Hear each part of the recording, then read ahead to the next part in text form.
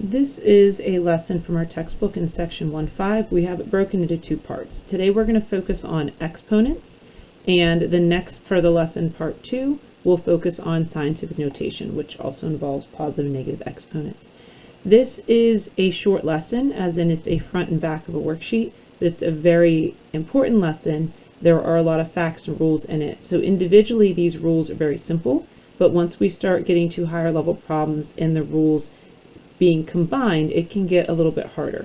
So make sure you continue to practice this, because these exponential rules will come up all throughout this year, and the rest of your math classes you'll be working on that. So we start off with a pretty bad joke, and it says, why won't Goldilocks drink a glass of water with 8 pieces of ice in it?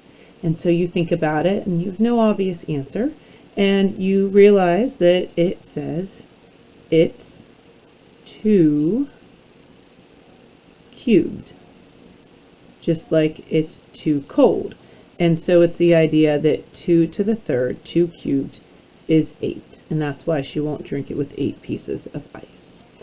Fabulous. All right, let's move on and get these notes going. So in an expression of the form a to the power of n, a is considered your base, and n is considered the exponent.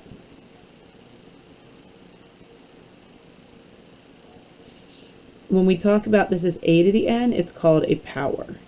A lot of the time we refer to the n as its power, but n is really the exponent, a to the n is a power.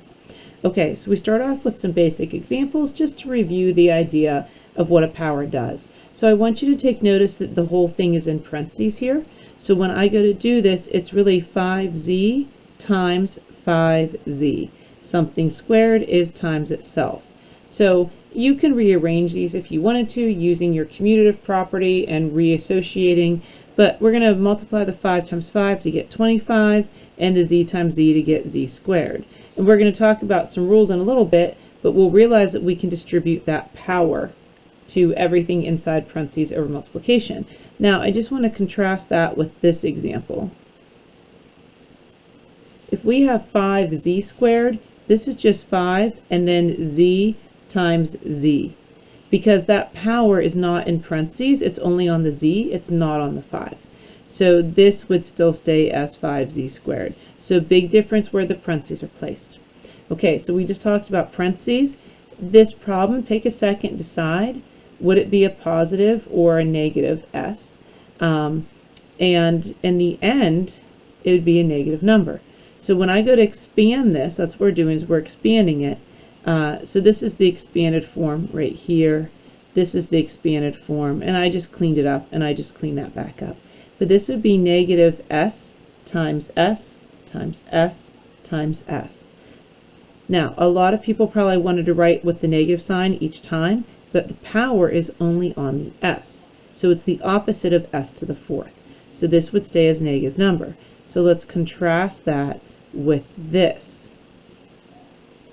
If you were asked to do this, it's expanded, it'd be negative s times negative s times negative s times negative s.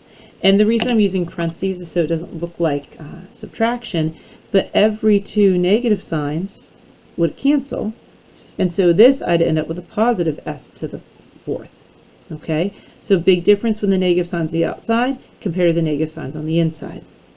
All right. So in order to expand this, I start with just a 3.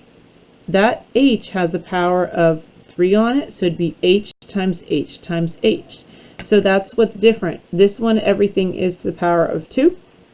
This one, only the variable is. So if you wanted to write this out as 3h, 3h, 3h, you have to remember that really has a power of 1 on it. So the 3 happens 1 time, the h happens 2 times, and the quantity k plus 3 happens 2 times. And that's all we wanted to do here. We were just writing an expanded form. So we're not going to do any further work with that. Okay, so let's start into our properties. I am not going to be quizzing you on the name of the property. So I'm not going to ever ask you what's the zero exponent property, or give you the property and ask you for the name of it. So this is here for your information, but this is your focus. Okay? So all of these properties of algebra that I give you, I highly recommend you make a note card, you label it properties of exponents, and you start writing all these properties down and have them as a reference. So if I gave you a to the 0, you'd know that that is equal to 1.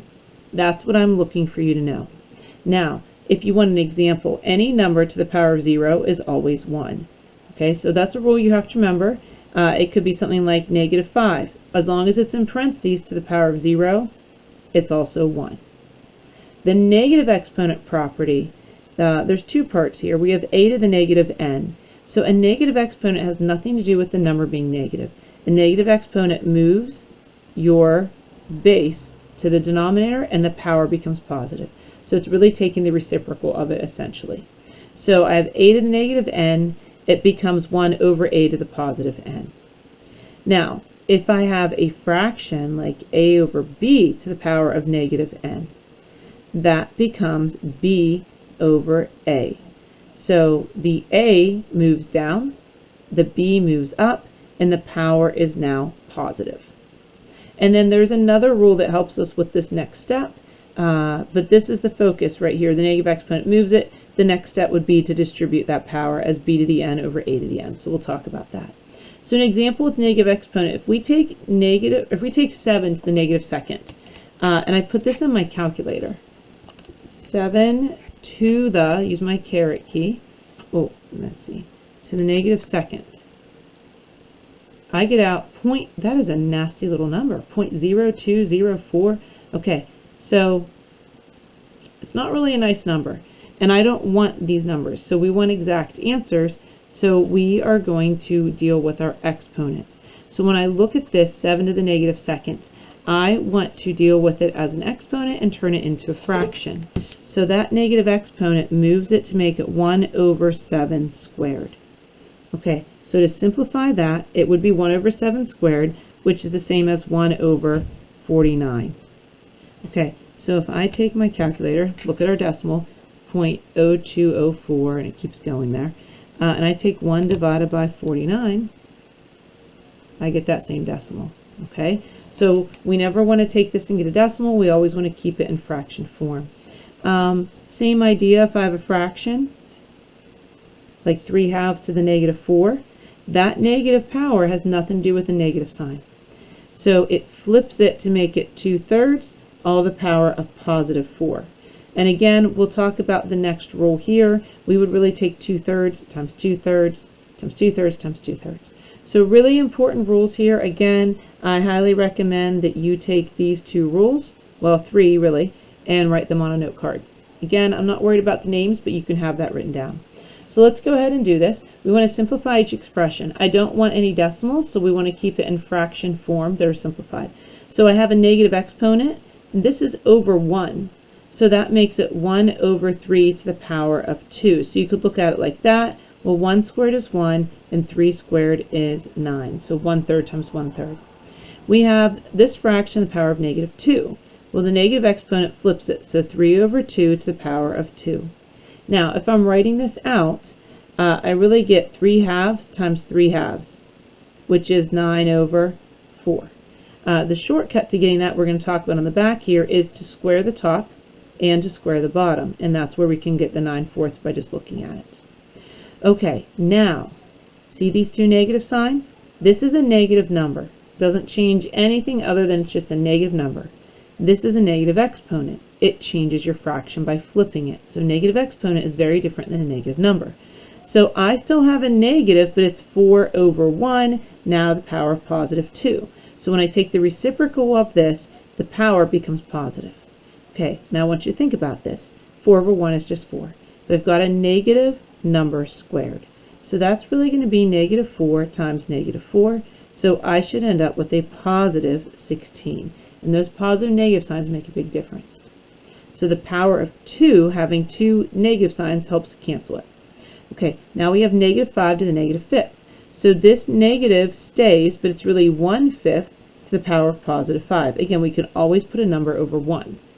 So when I do negative 1/5 to the power of 5, that is going to stay as a negative number. So I would have to use my calculator for this, but it'd be negative and then 1 over and it would be 3,125.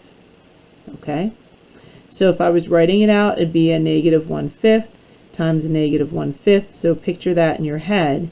Negative 1/5, negative 1/5. That's not so good there. Okay. And so every two negative signs cancel, and we're left with that last negative sign. All right, so those are your first three rules and some practice problems. So let's keep moving. You can see we have a lot more rules here. Okay, again, each rule individually, not a problem, but once you start mixing together, that's when it can get a little confusing, or we misinterpret our rules. So product of powers. If I have a base to a power times another base to a power. So these are the same bases. I keep the base and I add the powers. Okay, so I keep the base and I add the powers. So an example with numbers, if I have 4 to the third times 4 squared. Most of us would just throw these in the calculator and put it together. Has to be multiplication, okay? Product means multiplication of powers. And so I keep that common base and I have 3 plus 2. So why does that work? Well, let me give you the idea here. If I wrote that 4 to the third, that would be 4 times 4 times 4 right there. And if I wrote out 4 squared, that'd be 4 times 4. And so if we put all these together, I have 4 5 times. And that's where we get that 4 to the fifth. So the shortcut is when you have the same base and you have multiplication, you add the powers. Now, quotient, we're talking about division.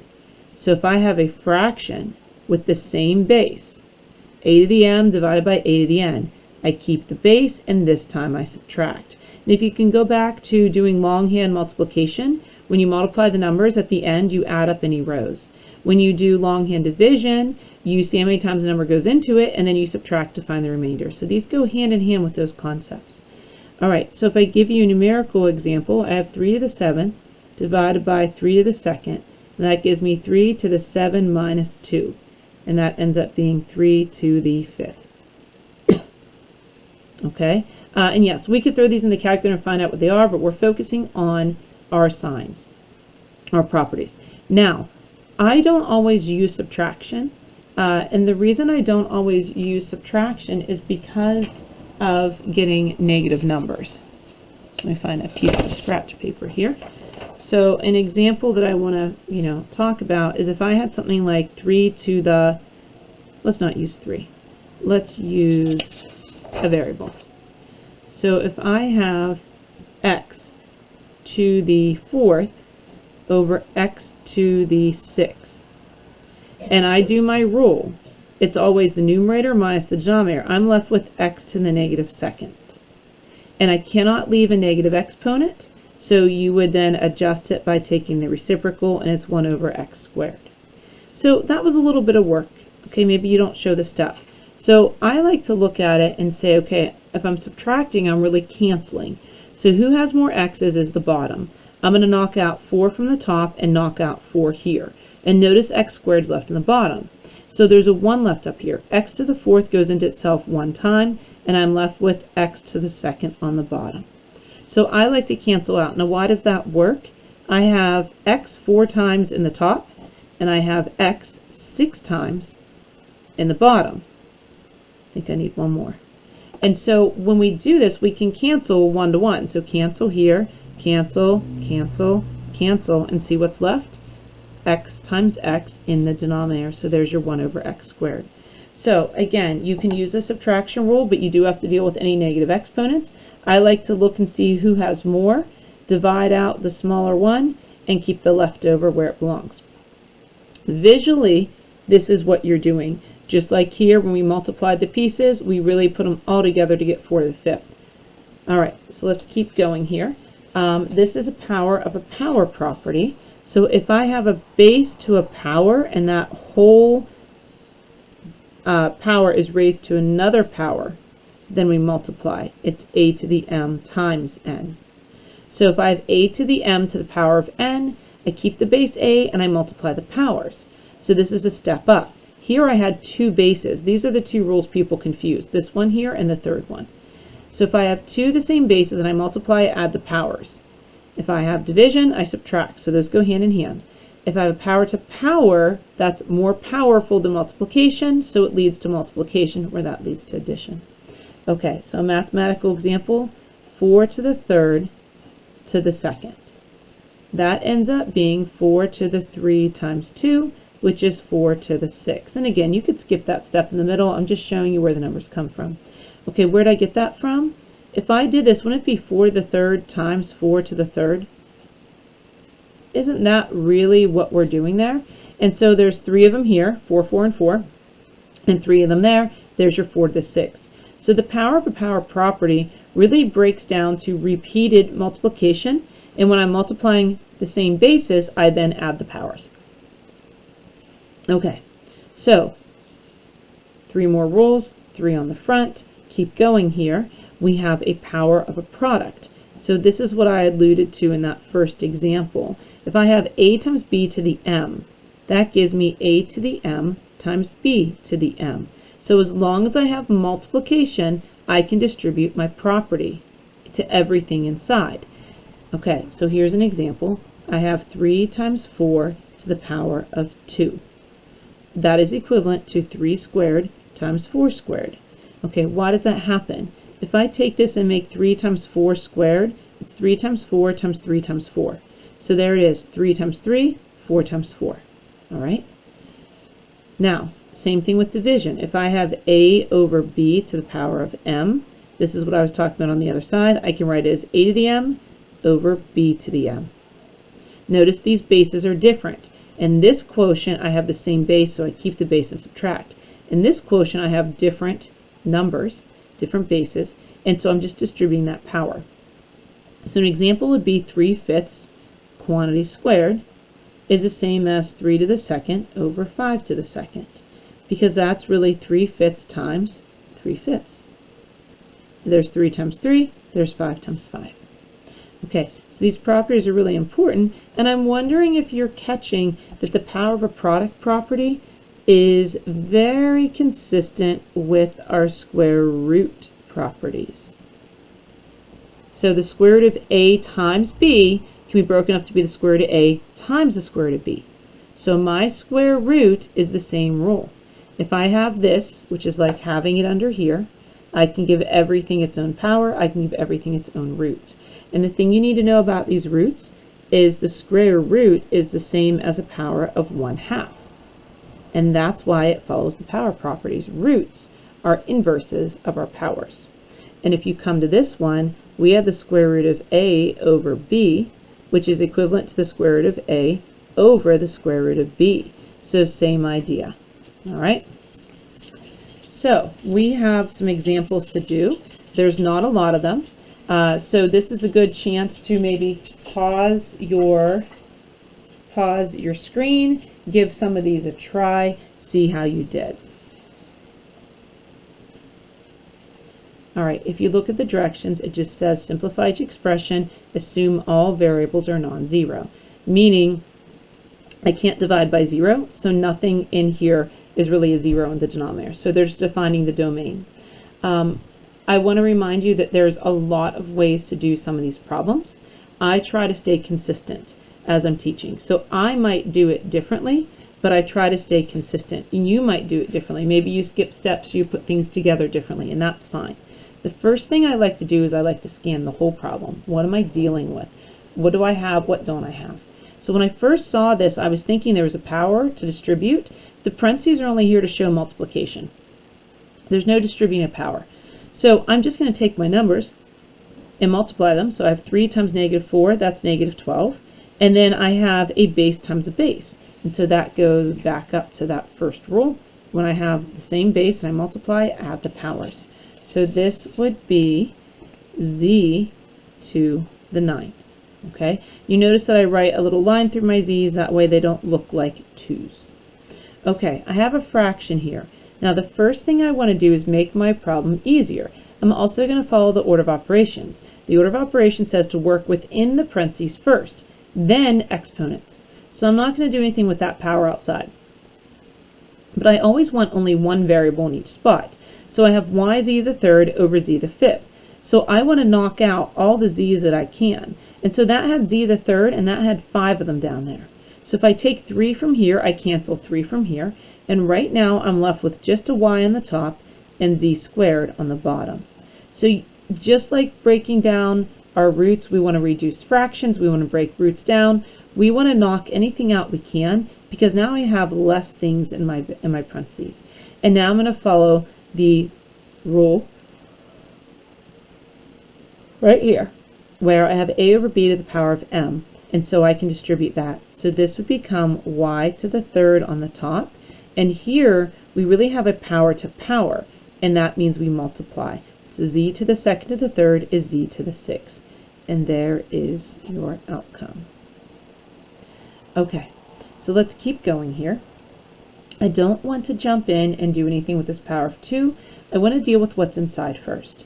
And so I see that I have a negative number, and that's just fine. The negative 5 is going to stay. But I see that I have a negative power, and a negative power means to move it. So if you didn't try this one yet, give it a try, see what you do. All right, I want you to realize that the negative 6 is only on the x. This has a power of 1, so it was something we talked about on the other side. So the negative 5 is going to stay in the numerator, but the x to the negative 6 will move down to make it x to the positive 6. So be careful with that, because I think a lot of people want to move everything. They see it attached, they want to move the negative 5 down. A negative number is just a negative number. It doesn't move because of that. It doesn't cancel out. The x to the negative 6, that's what moves. Still have a power of 2 here. Now, if I have this, I'm going to go ahead and use my property where I can distribute it. So I have negative 5 squared, which becomes a positive 25, right? Negative times negative. And I have an x to the 6 to the second, and that's your power to a power property right here. Power to power means we multiply. So x to the 12th. If I ever forget my power rules, all I have to do is think about, well, what does x to the 6 to the second really mean? It means x to the 6 times x to the 6. And there it is. So x to the 6 to the second means multiply that twice. There's 12 of them. So if I ever forgot the rule, I can always find it by writing out what it means. Okay, so we keep going here. The first thing I look for is, can I do anything in the parentheses? And there's nothing in these parentheses to do. All right, so I see a negative number, and that doesn't change anything. It's the negative power that changes things. Everything inside has a negative power of 3, so everything is over 1, and that means I'm going to flip it to be 1 over negative 2a to the third b. Still all to the power of 3. So the first thing I do is I saw that negative exponent. That made me flip everything to the bottom because it was all in parentheses, which is different. This one only had on the x, the negative 5 did not. So now that I flipped it, I would take 1 to the third, which is just 1. I would take negative 2 to the third. Well, there's going to be 3 negative signs, so the negative stays. It's negative 8. I have 8 to the third. That's a to the ninth, b to the third. Okay, so negative 2 to the third, a to the third, b to the third. So each piece gets that power. That's this rule right here. Right here, this rule. Okay, so final answer, it's okay to have a negative number. It's not okay to have a negative power. We always want to make sure that we only have one of each variable showing up in a problem. Okay, so let's take a minute and let's assess this situation. We've got a lot going on here, not as much as down here, but we've had some things going on. So I have 9a squared b to the third, and then I have the stuff in parentheses and a power. First thing, you are following the order of operations. I cannot do this multiplication because I have an exponent to do first. I cannot jump and do that first. So I'm going to leave that 9a squared b to the third alone. Now, if I look in here before I distribute that power of 2, see that b to the negative third? It's going to move down. So I still have that negative 2, still have a to the third, but in my denominator is b to the positive 3, still all to the power of 2. So my rule with fractions is you have one thing as a fraction, make the other thing as a fraction. Now, I think most students don't like fractions. We're used to using the calculators. We don't work with them. But when you're working with one fraction, it's actually a lot better to make everything a fraction. So this 9a squared b the third is hanging out over 1. And then everything inside here gets a power of 2. So negative 2 squared is positive 4. A to the third to the second is a power to power, so we keep the base, we multiply to get 6. B to the third to the second, again, we multiply, and we get b to the 6. So now that I have that in my fraction, I will take my numerator times my numerator, which gives me 36, and notice that I have a's here and here, so that adds up. When I multiply the bases, I add the powers. That was the first rule on the back. So I get a to the 8th. I still have b to the third up here, but you notice I still have a b to the 6th in the bottom, because 1 times b to the 6th. So I can't leave those extra b's, so I'm going to knock out those 3 because there's less up there, keep 3 down here, and that gives me 36 a to the 8th all over b to the third. And that's my final cleaned up answer. No negative powers, no variables in two places. Now, you didn't have to do it this way. Some of you would distribute that power first, but that would give you b to the negative 6 because it's a negative number. So the power would cancel the negative number, but it would leave that as a negative 6, and then you would eventually move it down. So I like to take care of that first. Okay, here's another good example. Same thing I talked about when we were doing roots. Don't do this until you've cleaned up what's inside. So I'm going to leave that 3 out there and work on what's inside. So here's what I see. I see m's in the top and in the bottom. So some of you want to say, I'll just take out 9 and take out 9. You cannot cancel if you have a positive and a negative. So the first thing I want to do is think about taking that negative power and moving it up. And the other thing you could think about is if we follow the rule, when you have this, you subtract.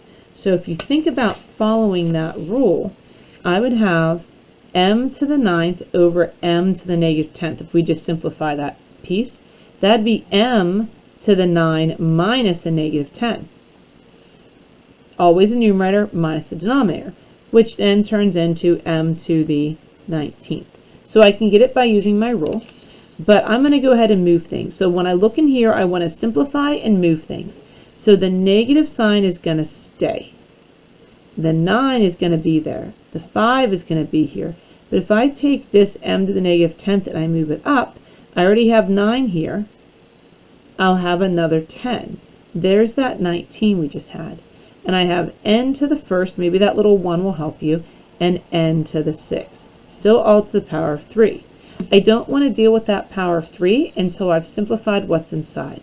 So when I go to put this together, I get negative m to the 19th, and then one of these can cancel, and it leaves me 5n to the 5th down here.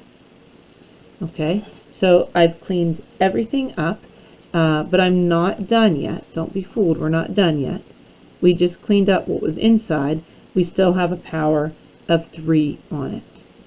Okay, so a negative number to a power of 3 stays negative, and then m to the 19th to the 3rd we multiply, so I get m to the 57th all over, and it's 5 to the 3rd. The mistake I get is people write down 5n to the 15th. They're so worried about the power to power rule multiplying, they forget that 5 is also to the 3rd, which is 125. So that is the final answer. All right, so we have 2 more. You know, there's a lot of things you can do to start these, but again, I'm going to be pretty consistent and talk about a couple things here. So when I go to look at this example, I do see that I have a negative exponent on the outside. With that in mind, I know I'm going to be flipping the whole fraction, but I don't want to do that yet. I want to work on these inner pieces first. So, see that a to the negative 5th? As much as I want to move it down, I can't because it's in parentheses with a power of negative 1. And then down here, I can't bring that c to the negative 1 up because it has a power of 2. So you do have a couple decisions to make here. This is one where, because I have these negative powers, maybe I distribute this, and so I would rewrite this as a to the negative fifth, b to the second, and then it's going to be to the power of positive 3, because of power to power we multiply. So I'm going to go ahead and clean that up, and so I have one less thing there. Down here, I still have negative a b to the fourth, c to the negative 1, all to the power of 2, and then a power to power we multiply, so I really get a power of negative 6. So what's that mean? In order for me to get into these parentheses, I do have to address these powers. So in the top, I still can't move that a to the negative fifth because it has a power on it. I get a to the negative 15th. I get b to the 6th. Power to power we multiply. My issue is I have a negative exponent. I really prefer not to distribute a negative exponent. So all of this is going to move up. And it's going to be negative a b to the fourth, c to the negative 1, all to the power of 6. So my problem right now is all in the numerator. So I have a couple more steps to do. I'm leaving that a to the negative 15th for a minute. I'm leaving that b to the 6th, and I want to distribute that power right there. So everything now is getting a power of positive 6. So a negative to the positive 6 would be a positive, because we have 6 of them. So I get a positive a to the 6th. I would get b to the fourth to the 6th, which is b to the 24th. And I get c to the negative 1 to the 6th, which would be c to the negative 6. Okay, so now I've got it starting to clean up, and I see that I have some negative exponents. So the a to the 15th is going to go down, and c to the 6th is going to go down. So up top, I still have an a to the 6th, I still have a b to the 6th, and a b to the 24th.